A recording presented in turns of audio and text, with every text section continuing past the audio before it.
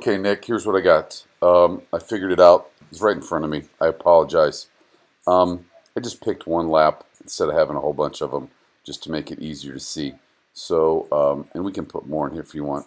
So here's what's going on. That camel hump right there, and that camel hump right there, and that camel hump right there, and that camel hump right there.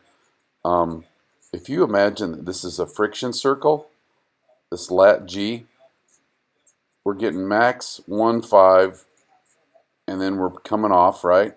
And then we're going on again. So that dip, and you already know that, and that here as well. So that corresponds right below here, the middle of that hump with the throttle, right? See that? When the throttle goes up, that lat G goes down. And when the throttle goes up right here, and a whole bunch, that lead goes down. What we're doing is we're training lateral grip in the middle of the corner for forward propulsion, right? Think about what I just said. We're trading lateral grip in the, this is a corner, right? Look at the track map. That is a freaking corner. And we're trading lateral grip, which we need for forward propulsion. This isn't a straightaway.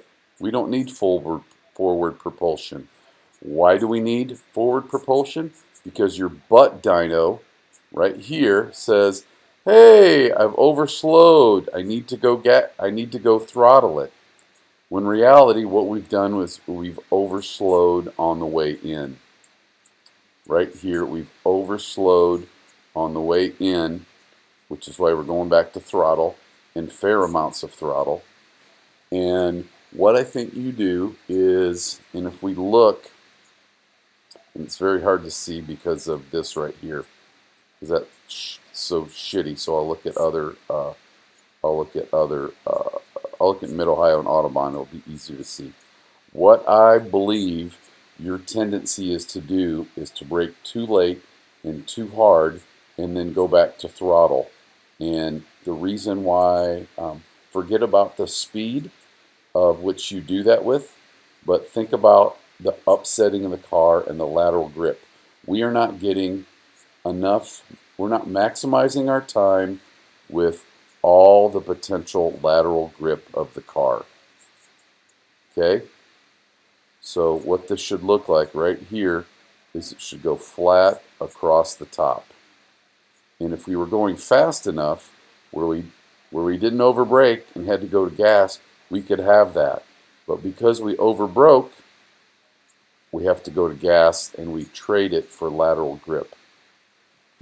Now you're probably saying, but wait, how can that be? Well, if we were on the edge of adhesion of your tires, getting everything out of them, and you went to throttle, the car should go to push. It doesn't. Here's the great thing. You're doing it everywhere. And here's the other great thing, and you said it right to my face, and I didn't even think about it.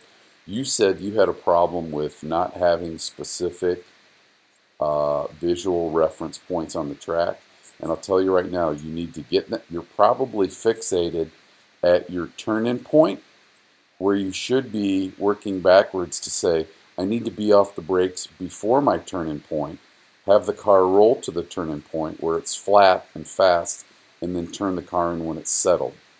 So if we work your logic backwards, or we work this backwards, and you find specific, perfect, big-ass radius turn-in points, and we don't try to brake there and turn the car all at once, we get off the brakes a whole marker early at 3 more miles an hour faster.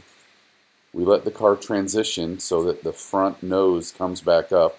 So when we're at the turn-in point, the car is flat, it's settled, just like when you corner balance it. It's totally settled, and it's going to roll in there like a motherfucker. So I think you're in for some big-time lap reduction of probably, well, where you're going to see it is faster entry, mid-corner, and exit speed, which is going to carry it down the next straight. Right? So doing it right here, look at the track map. Doing it right here, it's going to carry a little more right here. There's a 1/10 there. Doing it right here, because you didn't over brake right here. Carries a little more all the way through this segment. You're going to maintain it through here. Probably not a big gain here. There's a large gain here where you're carried down to here. There's a huge gain here. This explains why you're having challenges in tighter, slow corners, because your tendency is to have to go back to throttle and the car's unsettled, which is why your buddy was beating you. And that's going to gain you here. Rolling in here an uphill, I'm going to save you a fucking week worth of lap time right here. If you're over braking up here, you haven't learned the power of this corner, which is the uphill. You need to use the uphill to slow your car down, not your brakes. You need to charge in here and scare the shit out of yourself, and you're going to save a half a second to here. Let me repeat that. You're going to save a half a second to here. This is going to have a faster entry, maintenance throttle, and really you're not going to save a lot on exit going down the straight here. You're going to save time right through here to the center of the corner, which is probably a 1/10 or 2/10. So, all honesty, we just found you a second.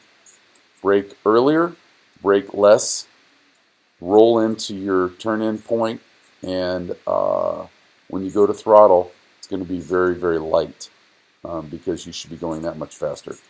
So there you go. I'll look at your next video. Give me a second.